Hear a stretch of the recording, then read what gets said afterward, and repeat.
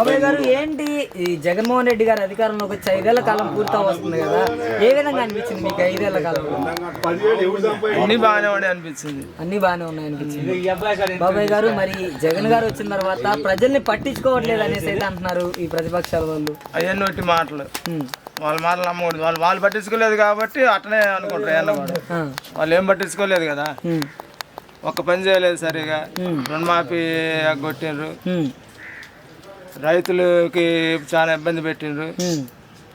రైతులు దేశానికి వెన్నెముక లాంటి వాళ్ళు, అలాంటి రైతుల్ని కూడా జగన్ ముప్ప తెప్పులు పెడుతున్నారు అనేసి అంటున్నారు కదా. ఇవన్నీ బట్టి మాటలే, వాళ్ళు కావాలని దుష్ప్రచారం అంటారు, దాన్ని దుష్ప్రచారం చేస్తున్నారు అంటారు. మరి పవన్ కళ్యాణ్ సంగతి ఏంటంటారు? ప్రజాదరణ పొందాడంట పవన్ కళ్యాణ్.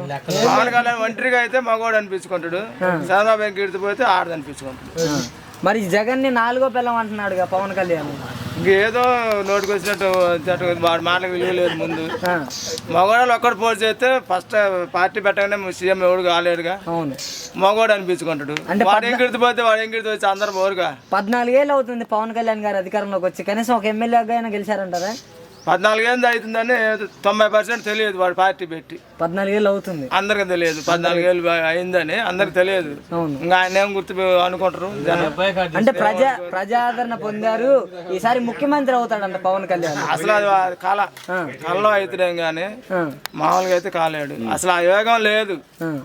ఒంటరిగా పోటీ చేస్తే తర్వాత కష్టపడింది ఆనందిస్తుంది ఏదైనా. అంటే ఈసారి వైసీపీ కోటేస్తే రాష్ట్రం నుంచి వలస వెళ్ళిపోవాలి మనం అందరం అనేసి చంద్రబాబు గారు చెబుతున్నాడు కదా.